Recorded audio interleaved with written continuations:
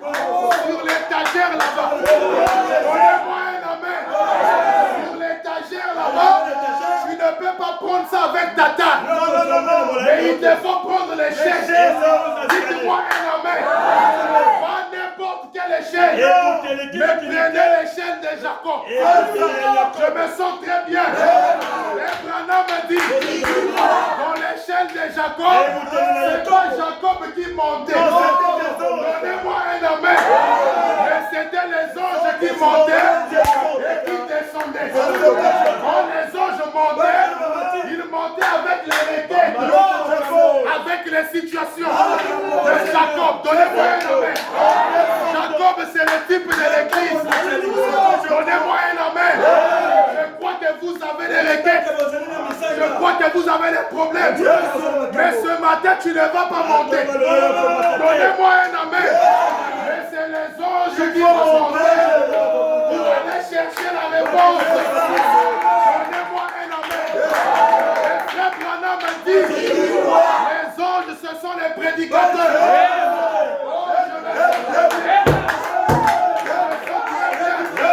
Ce matin, quel est ton problème? Laisse-moi monter l'échelle pour toi. Donnez-moi un amen.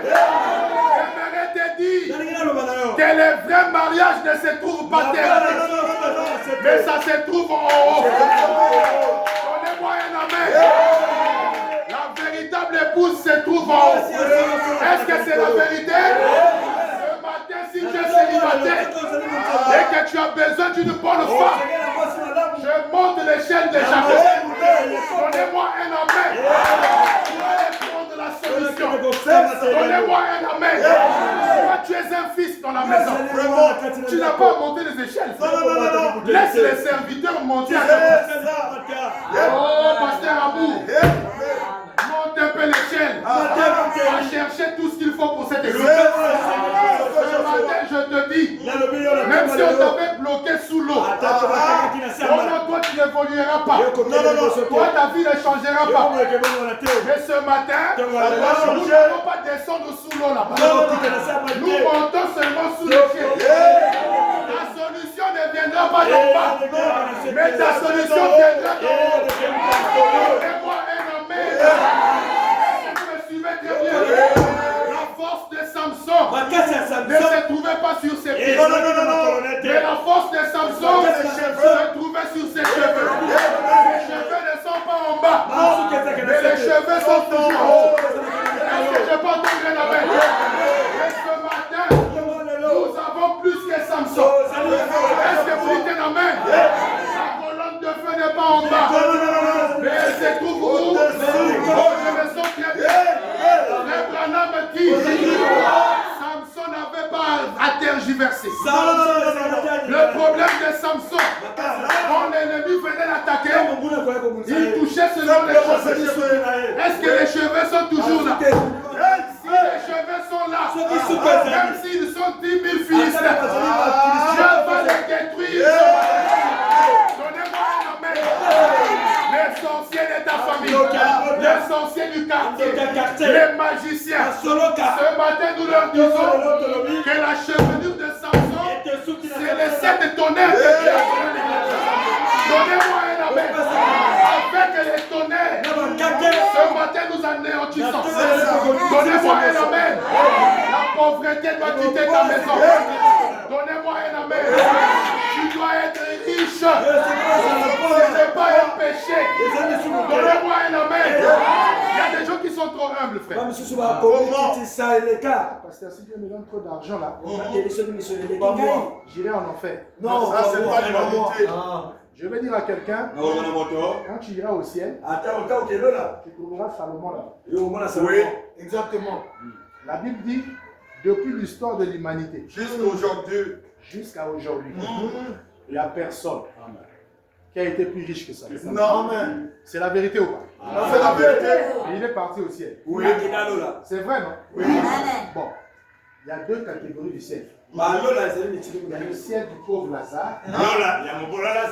Et il y a le ciel de Salomon. Oui, moi je ne vis pas dans l'âge de la pauvreté. Je vis dans l'âge de la Odyssée. Qui est un âge riche. C'est la vérité ou pas? Je refuse pour moi le ciel de Lazare. C'est ça. Je vis dans le ciel de Salomon. Les gens sont peur. C'est la peur. Les gens ont peur. Qu'est-ce qu'on veut nous amener? On veut vous amener là où Dieu avait amené Salomon. Est-ce que vous dites un amen? Frère Branham, mes parents ont roulé avec des chariots. Hein? Il dit moi-même, je roule avec une petite voiture de modèle T. Il dit mais mes enfants vont se déplacer avec des jets privés.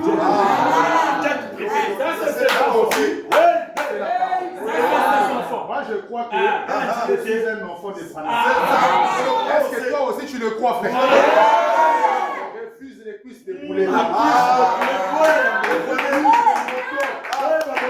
Nous, notre promesse, c'est quoi? Parce que nous sommes la descendance d'en haut. Donnez-moi un amen. Un homme dit, au début, quand nous avons commencé, tout le monde était pauvre. Absolument rien. Mais je bénis le Seigneur. Aujourd'hui, chacun de nous a bon aussi le message. La Bible dit, partout où vous mettez le je vous donne cela. Donnez-moi un amen. Dieu a déjà confiance en toi. Il sait que tu ne mettras pas les empreintes dans un bar. Donnez-moi un amen. Tu ne mettras pas les empreintes dans une VIP. Donnez-moi un amen. Et ce matin, laissez-moi vous montrer le meilleur endroit. Donnez-moi un amen. On t'a pensé là-bas déjà. Moi, toi, en train d'aller à la présidence. C'est ça, la présidence.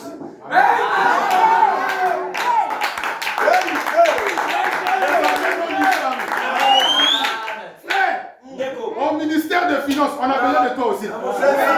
Tu lèves la peur. Ce n'est pas toi. Donnez-moi un amen.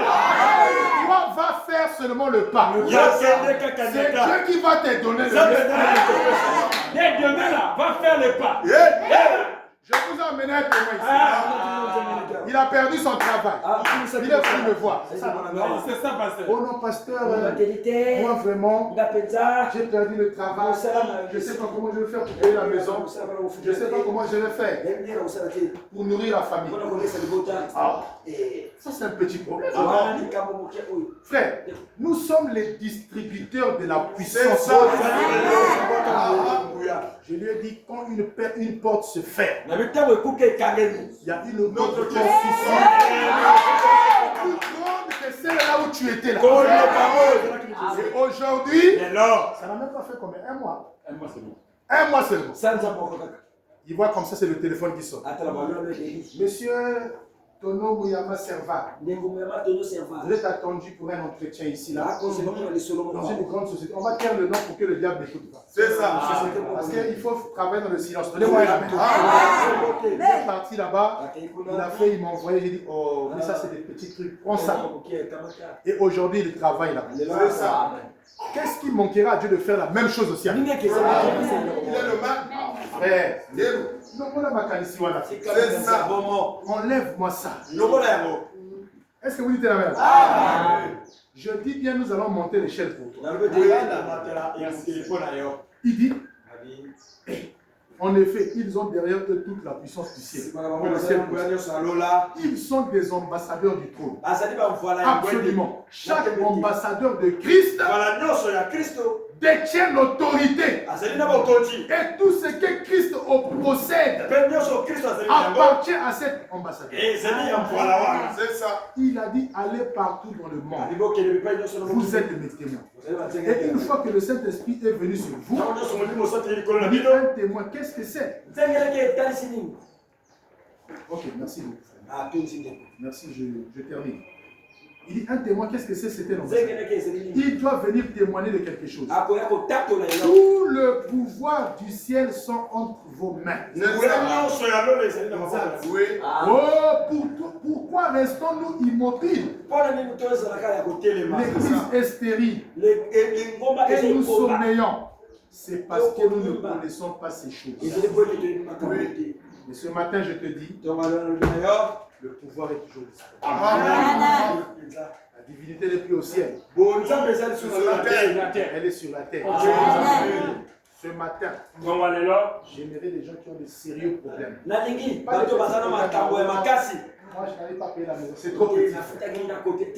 Viens avec des grands projets. On va prier pour toi. Pour que Dieu accomplisse son miracle. Mais avant tout, je commence d'abord avec le salut des âmes. Fermons les yeux.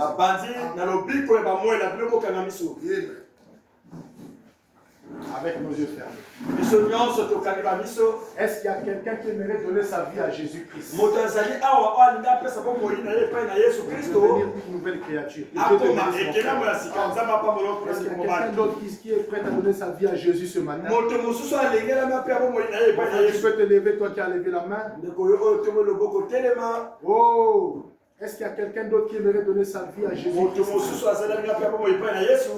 Si tu es là, n'aie pas honte de lui. Pour toi et tu vas voir le miracle de ta vie.